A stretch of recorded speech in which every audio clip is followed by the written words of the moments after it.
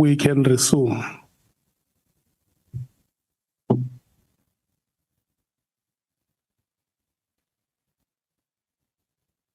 evening, Honorable Chair and Honorable Members, everyone present. We are ready to resume, Chair. If General Mkhwanazi, you ready? Yes, I am, Chair. Yeah. Thank you so much. I'm handing over to you. Thank you, Honorable Chair.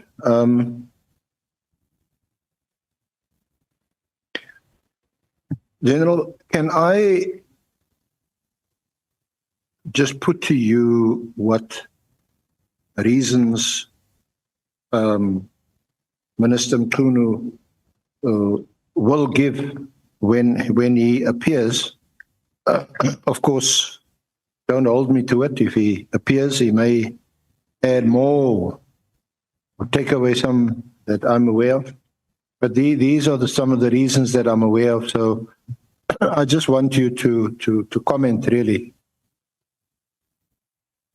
As you like to say, I can't read into someone else's head or mind, but I'm just telling you what they were thinking.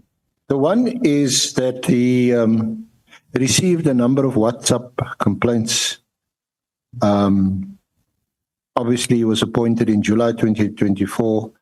So in the period between then and when he made his decision, he received some WhatsApp complaints. Apparently, these WhatsApps can no longer be retrieved or located because they're on some disappearing mode. I don't know, maybe you know about things like that in intelligence, but so that's the one, these complaints.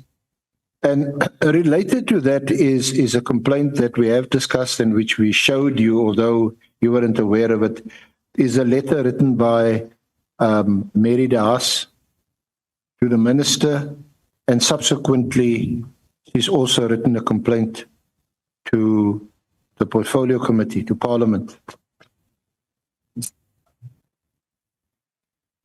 Oh, sorry.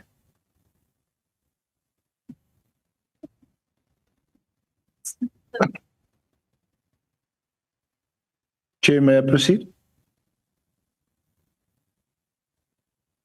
Let me check with Honorable Malema if he's settled, so that we. Okay, thank you so much. You can proceed. Thank you. Maybe let's just not overload you, General. Let's deal. The first one, I suppose, the WhatsApps, you can just shrug your shoulders, and if that's what he received, because I can't show them to you, and neither can he.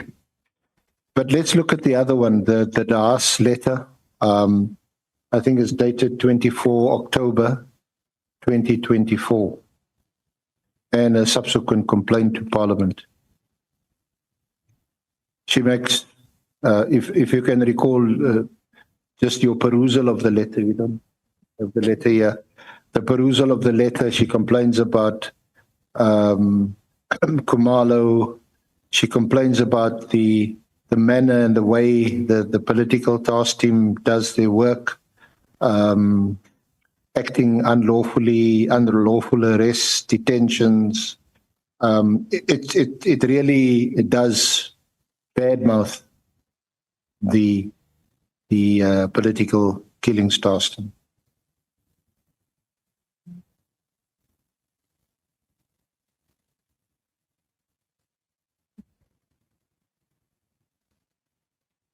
Do you want to comment, General Mkhwanazi? On the letter from one of the reasons. Yeah, Honorable Chair, honorable members, with respect, I don't know the person called Mary de Haas. I've never seen her, I've never met her. But for whatever reason, out of over 68 million people in this country, there are only certain individuals that get so much mileage in the public space that whatever they say, the whole country knows about it. And whatever they suggest, majority of the people in the country tend to believe it. I want to challenge and I want to request this the committee to invite Meriti House, not visually. If she's in a wheelchair, we'll bring her here. But she must come here and sit in this chair and repeat that which she wrote. And then allow the honorable members to ask her questions. I did not start at the University of KwaZulu-Natal, but I learned that she's an academician. And I'm disappointed. If I was a student of Meriti House, if she was a lecturer, and she would have made me pass a certain qualification, I would begin asking myself whether is that qualification credible? Because you cannot be a researcher and you have someone sending you something and you believe it to be the fact and you go and communicate it out there as a researcher, if that's what she is. That's why I'm saying I don't know her. I'm beginning to question the institution that she works for. If she's indeed, because I heard that she's at the University of KwaZulu-Natal, the province I come from, which is a bit disturbing for me. Because, honorable chair members, with respect, I think Meriti House is a desktop researcher, if any. That's all she does. I'm not a researcher myself, but I believe I can do better than what she's doing. She, at one stage, she accused Gerald Khumalo to be the one behind the Cindy Somakatwa's murder. Gerald Khumalo is the one that arrested the criminals. He's the one that arrested the mayor, Ndobe, of Mzimkhulu, who later was released by court and he committed suicide. He's the one that arrested the municipal manager. He's the one that arrested the convicted fellow now. He's the one who arrested everyone. But because Meriti House is fed by a convicted person, because once you are convicted in crime, whatever you say tend to be questionable because you've already been found guilty by court. So a person who's found guilty by court sends information to Meriti House and the honorable member of this parliament, Mr. Adams, and they believe that. It's just disturbing, very much disturbing. So I don't want to debate much what she's saying. I don't want to argue in terms of the letter that she wrote, but if the Minister of Police, Mr. Senzo Mchunu, took the decision to write the letter of the 31st of December 2024, disestablishing the political killing task team, being informed by Mr. Meriti House complaint, then I'm going to challenge that perhaps the minister, with respect, might need to go and relearn how to manage. Because as a manager, you don't do that. You do not do that. You arrive in an institution, you seek for briefing to be given to you, and you make your calculations about things. You then decide on the way forward. For the minister to come in, the executive of the organization, they are there in his disposal. He doesn't bother engaging them. But he listens to people who are outside the institution to give him WhatsApps that are disappearing. I don't know who told him that the WhatsApp disappearing cannot be retrieved. Maybe we need to help the minister. The WhatsApp are disappearing, they cannot be retrieved. The letters of Meriti House and many other people that influenced him and briefed him according to the reference letter that made him to reach a conclusion. You are briefed by anyone else other than the executive of this institution. And then you take a position, you believe this is the right position. So I'll advise the minister to perhaps go and get some training somewhere about management. General, I just to round off on Meriti House. I don't, of course, hold the brief for Meriti House, but Senior Counsel, I see Honorable Sangon is sorry. raising a hand. Thank you, Chair. I'm so sorry to disturb. Can we just be directed to where this letter is in the pack? That was my only intervention. Thank you.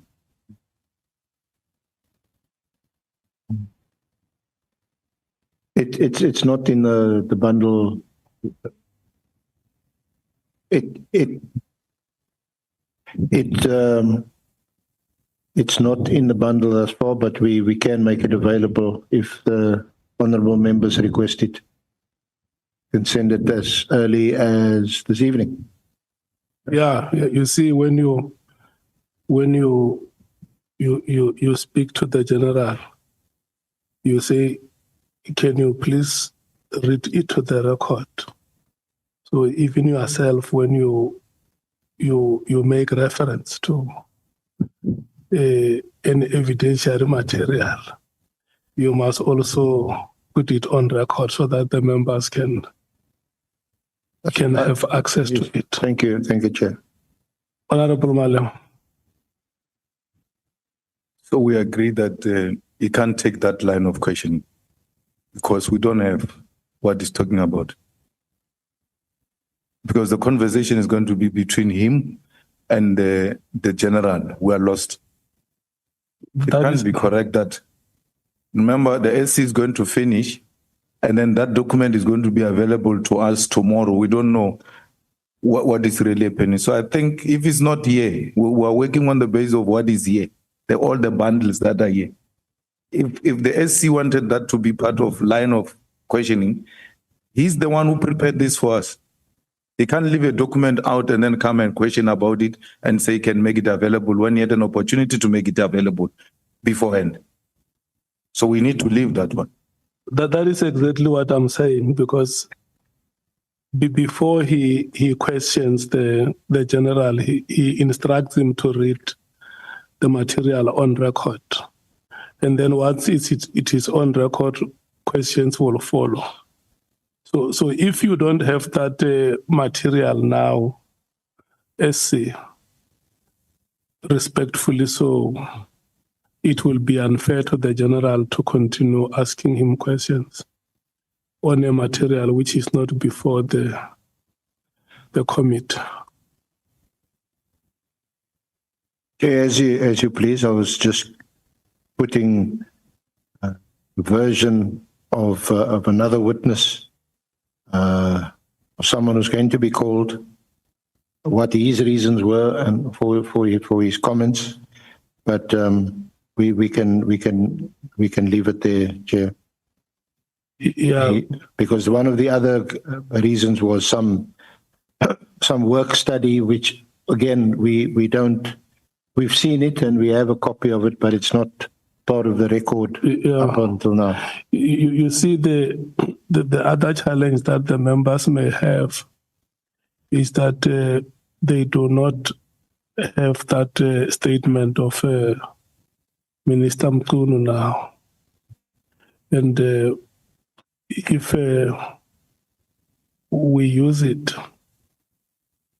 to ask the general questions, the day Minister Mkhwanazi comes here, members make reference to the answers that the general would have given or to the questions that you have fielded. And then he says, but at that time, I have not given you my signed statement, or at that time, you also did not have my statement. It may be problematic. So I am pleading that let's proceed in another line. Maybe a suggestion, if I may, Chair, is the letter will be made available before tomorrow or tomorrow. So when honourable members have an opportunity to ask their questions, they can refer to the letter. I don't have a problem with that. When we have it here, if, for instance, you say, give me 10 or 15 minutes of your time because we now have the material here, let me proceed with it. It's okay. I'm trying to avoid a situation where, remember, the members are taking notes and they must come and ask questions tomorrow. If they get lost, it's going to be difficult for them to contribute meaningfully. So let's just accept it that that piece of evidence is not available now, and you make a commitment that it will be available tomorrow. Yes. Yeah, let's deal with it at that time when it's available. We can leave it at that, Chair. Yeah. Honorable Ngola, Honorable Sols. Thank you very much, Chair. No, just in addition to this which has been said now, there is a letter or an affidavit that which the General says was written by the National Commissioner on the 4th of July to him as the Provincial Commissioner of KwaZulu-Natal. Understanding that the second witness is the National Commissioner, can that also be made available as part of the bundle so that we are able to prepare? Thank you, Chair. Agreed. Honorable Sols. Chair, a part of whose evidence will that letter be?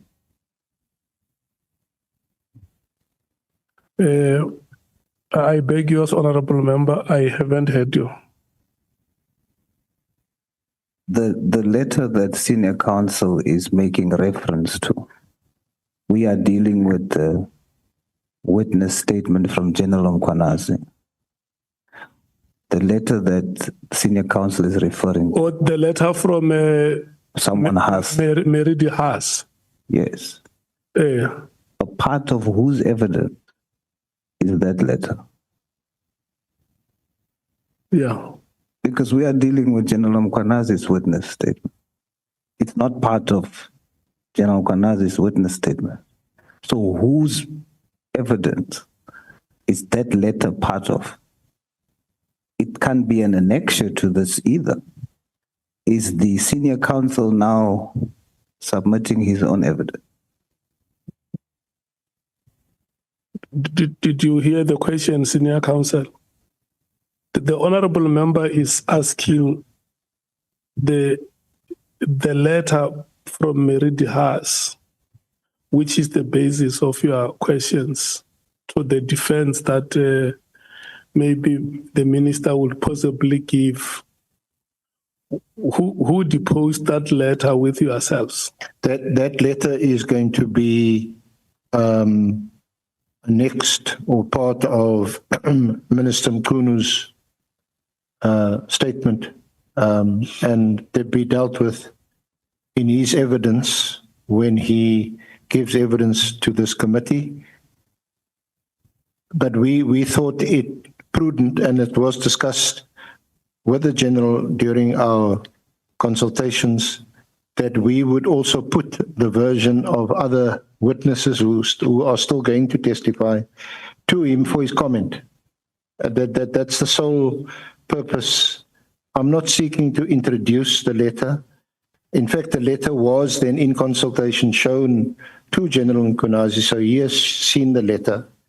I don't want to make a further issue of it. All I'm putting to him are 4 reasons that Minister Mkhunu has given to us as to why or what informed his decision of 31 December 2024 for his comment. Yeah. The one was the WhatsApps, which we also don't have. The 2 was the Dianne letter. The 3rd was budget, which we did discuss with him and which he's aware of. And the other one was a work study, which again, we don't have we have a copy and we have sight of it, but it's not annexed at the moment to any affidavits. I understand where you are coming from, that you might have understood that General Mkhwanazi may not have time again with the committee to respond to whatever could be said in his absence. But ideally, if the members had a sworn statement from Minister Mkhunu, it was going to help them, because they will be understanding where your questions come from, to say, General Mkhwanazi, in your absence, the following may be said. And at that time, you may not have chance to answer for yourself. So, but in the absence of a sort of statement from Minister Mkhunu, you become his advocate. So it must be him or his statement speaking for himself or on his behalf. But if it becomes you, speaking for him in the absence of his statement, it becomes unfair to the general. And I don't know if, for instance, because if we don't have it, means he also does not have a copy of that statement which Minister Mkhunu would have made with you during the consultations. And I think that is exactly the point that members are raising to say, we don't have those documents, and it becomes difficult for us to follow the proceedings in the absence of those documents. Can I take Honorable Sango and Honorable Sols, Honorable Malebo? Thank you, Chair. Unfortunately, I think this goes back to the question that I had asked on the procedure. I want to be sympathetic to the senior counsel to say that given the fact that he believed that the general would not be available to answer, he then took this approach. But it's neither procedurally correct, nor is it fair both to the committee as well as to the general. And listening to the SC now, it seems like there's a lot more issues that he still wants to introduce which do not form part of the general statement or our bundle. And that is why I had asked, are we getting supplementary affidavits from the general? Because had we done that, then we would have all these other issues that he was requested to answer. Now we're sitting with absolutely nothing, and it doesn't assist. And I'm worried that if the remainder of the questioning is based on all these other affidavits that the evidence leaders have seen that we don't have, then it's an exercise in futility because we would not be able to engage with that. Thank you, Chair. Honorable Sols. Chair, the assumption would then be that this letter that we are talking about has been a consultation with the minister. A consultation that we have not been a part of, a consultation that the documents we have not seen. Now, senior counsel extracts one letter out of the entire consultation and deems it necessary to be asked here when we are dealing with what General Mkhwanazi has submitted. It is a material wrong, Chair.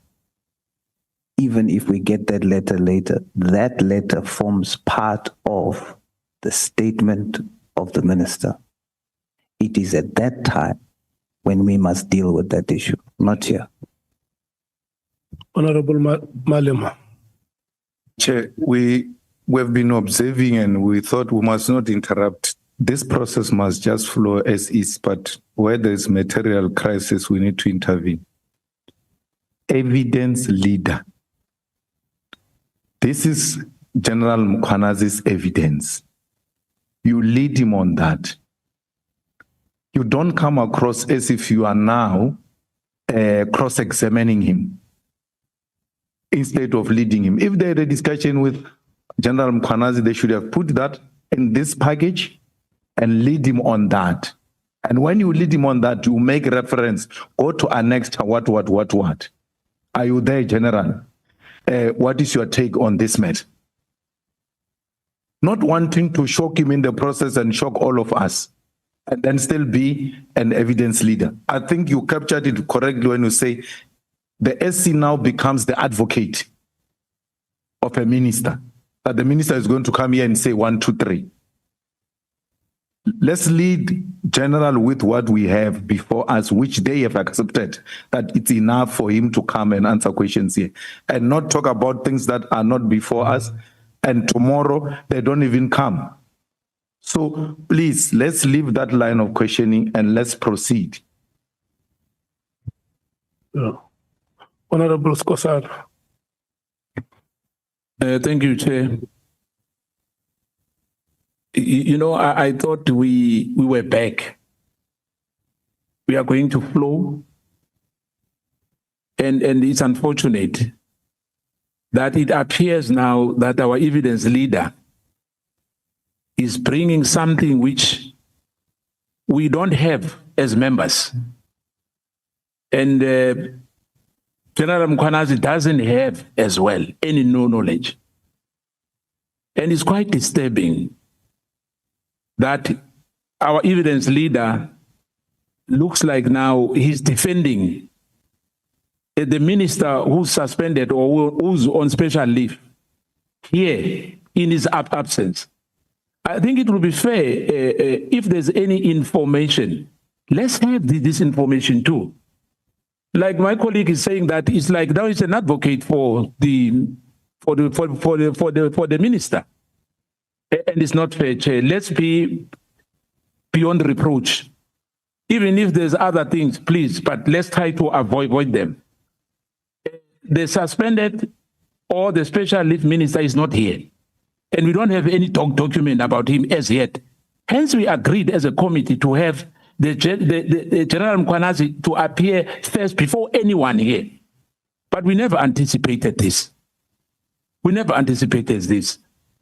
And honestly speaking, Chair, we don't want to be a laughing stock of this nation. We can't allow this thing to really going on with impunity and unabated here. It's unfortunate. Thank you, Chair. Thank you so much. Senior Counsel, do you want to say something? No, thank you, Chair. I'll proceed on to the next topic. Yeah, but let me say this to you. When we came back at 3 o'clock up until the time we broke for dinner, we did very well. Your work has been very impressive. And I want to say to you that sometimes even the best defenders score own goals. But the moment of conceding an own goal must not take your quality away from you. Raise your head and face the next game. Let's proceed. Sorry that I'm performing like my team, but maybe I'll support another team tomorrow. Sorry, Chair. May I proceed on to the next topic? Yes. Thank you. General, again, sorry about that. Can we go to the meeting that was held before the Portfolio Committee on the 5th of March? You deal with it at it's at paragraph or at page 22 to 26 of your affidavit. You'll see on page 22, paragraph 44, the background and status of the political killings task team was on the agenda. Details of your interview, which we've already touched on Police Day 2025. That was in January, was it 25 January? So in that meeting,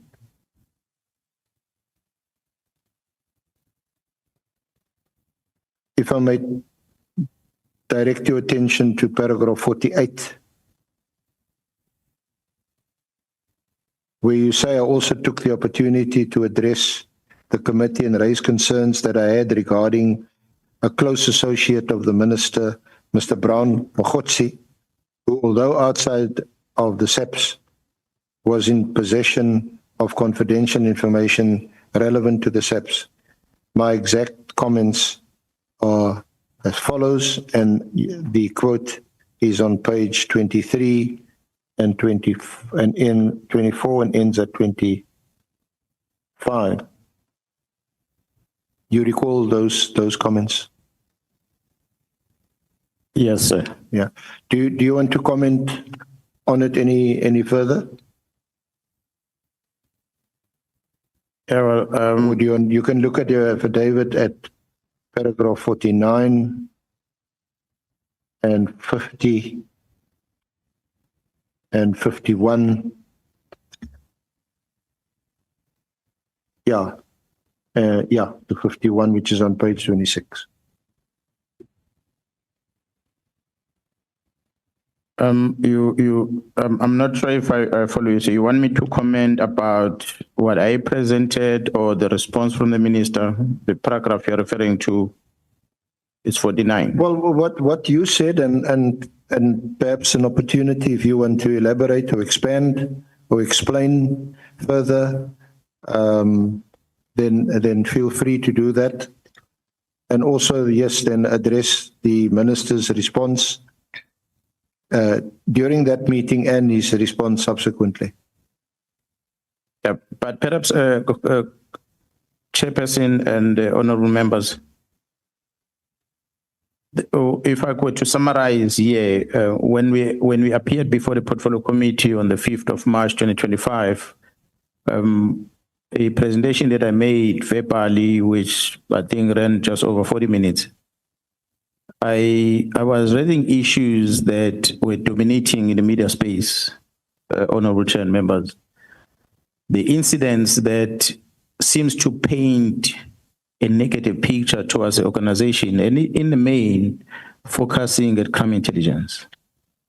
There were some also negative things that were directed at individuals within the South African Police Service, including myself, that I was talking about. So I narrated in details in terms of what got into the media space that came from the incident of a correctional service in KZN, and what came to the space with regard to the incidents that are happening in investigations that have been dealt with by the team in Gauteng.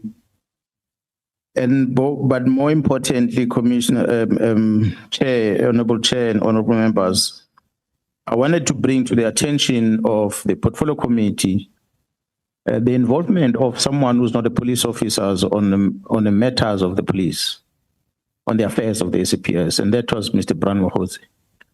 And I narrated in terms of how he came to be known by myself and what I've since learned about his involvement in the business of the SAPS. And I presented that in the presence of the executive of the police, from the minister, deputy ministers, and as well as the National Commission before the Parliament.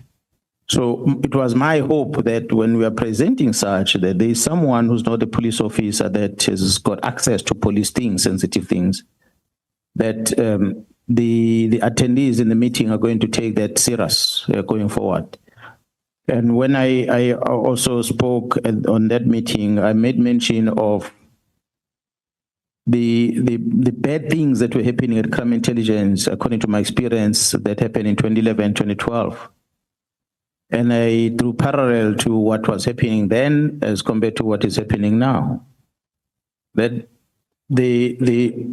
beside the National Commission had made his opening statement on the very same meeting on the 5th, where he mentioned that when we are trying to deal with the bad ones at crime intelligence, those that are so used to benefit illegally within the resources of the state at crime intelligence, and the only way to counter the action that the management is taking against them is to invite the media and invite the so-called whistleblowers, invite the people that are very vocal and have got a lot of followers out there, including some journalists, to start spreading lies. And unfortunately, the lies that have been spread, the members that's supposed to pause and investigate, they don't do that, they believe it. And when they believe it, it then damages the institution as a whole. So I wanted to indicate that, Honorable Chair and Honorable Members, that we have experienced this in 2011,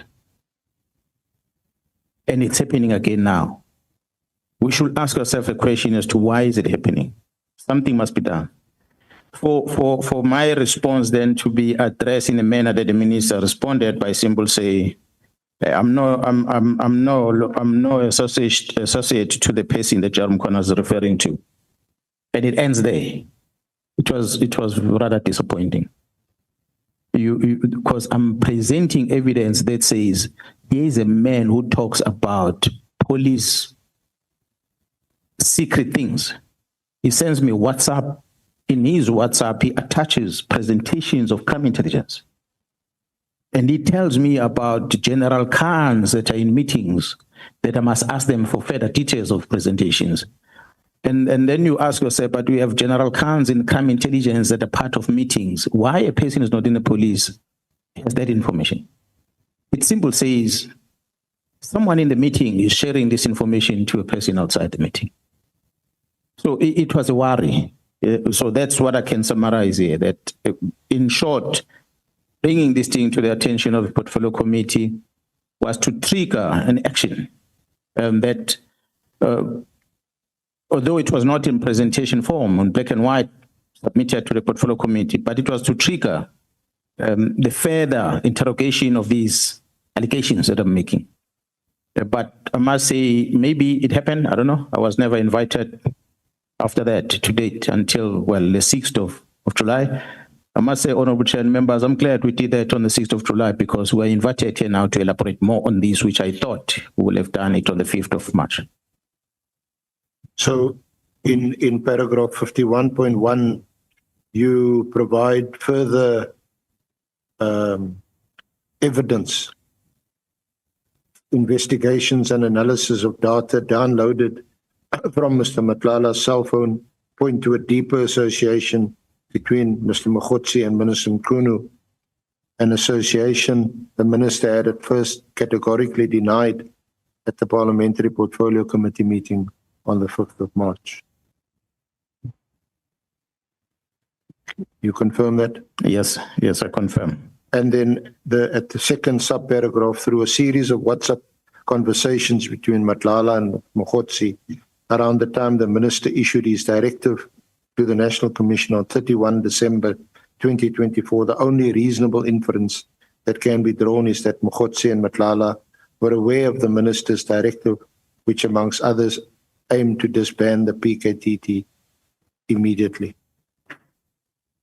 That's correct. So that is an inference that you draw, which you say is reasonable in the circumstances when you put the WhatsApp conversations together with the directive of 31 December 2024. Is that right? That is correct. Okay. Then, if I may just also, in terms of, this is still on the meeting of the 5th of March. The Annexure General and Honourable Members is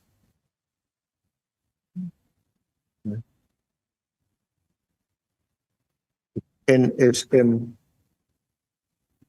7.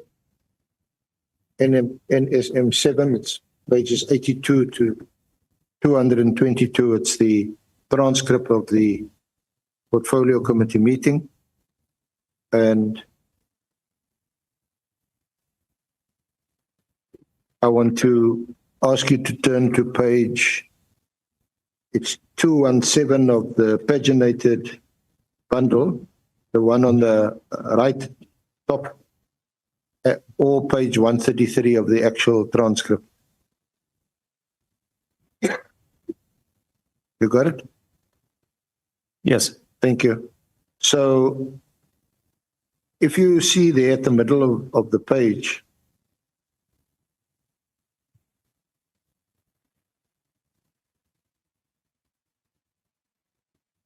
you say, so Chair, I don't want to be long, but I want to indicate that I've been there before and we've been there before. That's why even to date, the National Commissioner and myself, General Khumalo, are still regarded as the bad ones. It was no surprise, Honourable Chair and members, when I heard from media asking me about the letter to withdraw. That must be the task team. I just laughed it off because Section 207 gives me a mandate and the responsibility to do policing in the province. And then you talk about the interference, and then you said you phoned the National Commissioner who was on leave at the time. So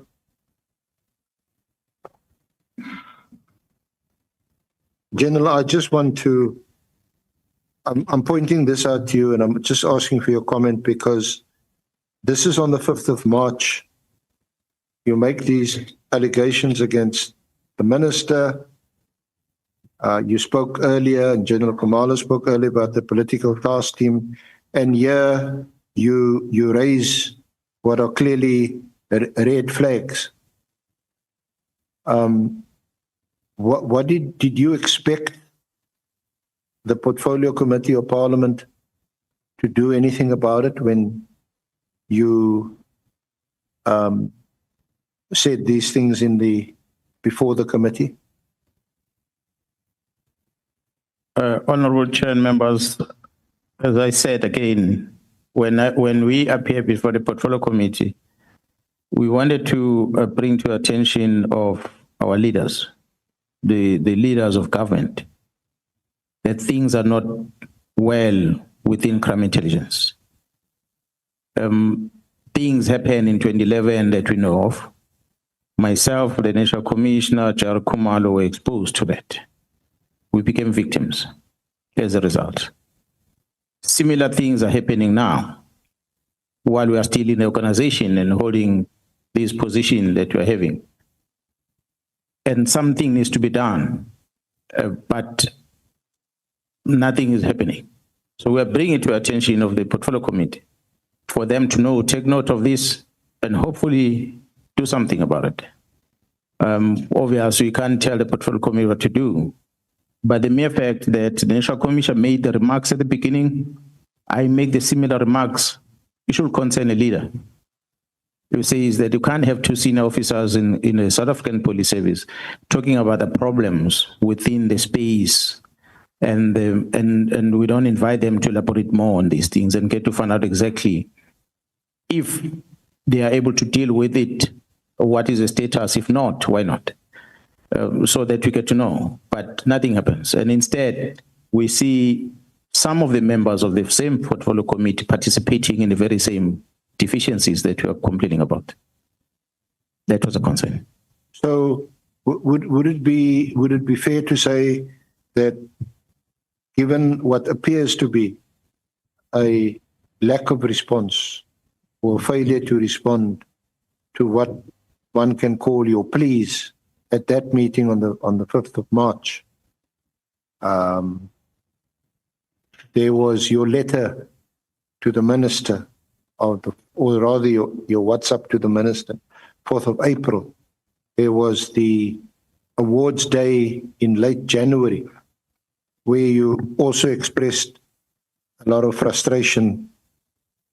Did all that inform your decision to do the media briefing on the 6th of July? Yeah, that's correct. When you go to the different structures of government, one, you are frustrated within the legal system, which the judiciary seems to be playing a role. Yes, I did not escalate this personally myself to the Chief Justice within judiciary to the complaint, although there were some other complaints that were leveled against some of the presiding officers in different areas where they're working. But I tried to reach out to the executive authority, which is another arm of government, through the National Commission, to plead with the National Commission to approach the president about this. And nothing seems to be working. And one then approaches the last part of lack of government, which is Parliament, through the Portfolio Committee. You talk about things of concern that are happening within the space in the presence of the executive authority. But it just pulls a cold water on it, and nothing happened. So once you realize that, okay, that means almost everywhere you're trying, nothing seems to work, then tell the people that placed you and put their trust on you about the challenges that you're experiencing. And those are South Africans. And it is the South Africans, I believe, that brought me to sit here today, and all of us. Had we not done that, we wouldn't be here. So the 6th of July was a last resort? That was the last one. Thank you. There's just two aspects I want to deal with. Let me deal with the last one first, because the other one may somewhat controversial. Can I ask you to look at, we asked you to give some forward-looking, or to propose some forward-looking measures to strengthen the police service, which is part of our terms of reference, or the committee's terms of reference. Honourable Chair and honourable members, it's at page 31 and 32 of the General's affidavit, at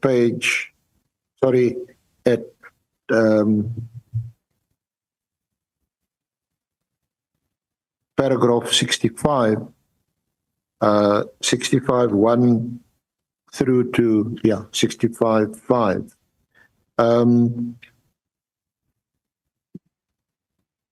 Honourable Chair, the affidavit is obviously part of the record. Can I ask General, is there anything specific that you want to comment on or highlight in any of these measures and recommendations which appear from 65.1 to 65.5?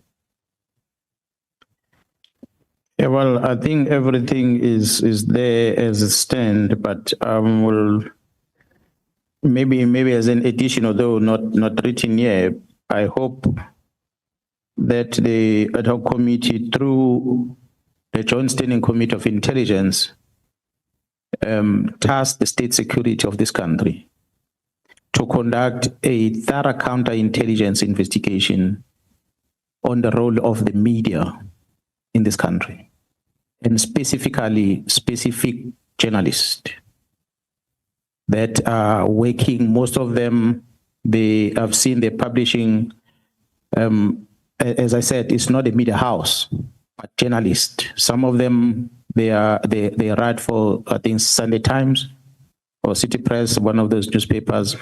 But I know one of them, some of them write for News 24. Not long ago, most recently, Honourable Chair and honourable members, the Inspector General of Intelligence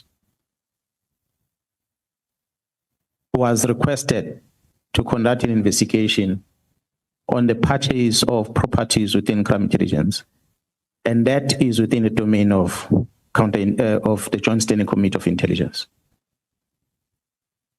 It is my understanding, from what I gather, that the report that will have been produced supposed to be within the Inspector General of Intelligence. It's supposed to be confined to the Minister of the Environment responsible, and it's supposed to be confined to the committee, the Joint Standing Committee of Intelligence. But in this few days back, that report was published by News 24 journalist. It's a classified document, and that talks about properties within the secret service account. So the question is, how does a journalist get hold of such? Who then gave the journalist that? I'm using this as an example. It's not the only one. There's a number of them. When a member of the Portfolio Committee on Police says openly in public that while he's sitting in his office, whatever, there's a magic paper that appears underneath his door, classified document, and that leads him into go and open a case. It needs to be investigated, Honourable Chair, honourable members, because the records, the control register, the Office of the Inspector General of Intelligence will prove that the Office of the Inspector General of Intelligence has been an operational center that has been used to counter this criminal investigation happening in Gauteng. The control register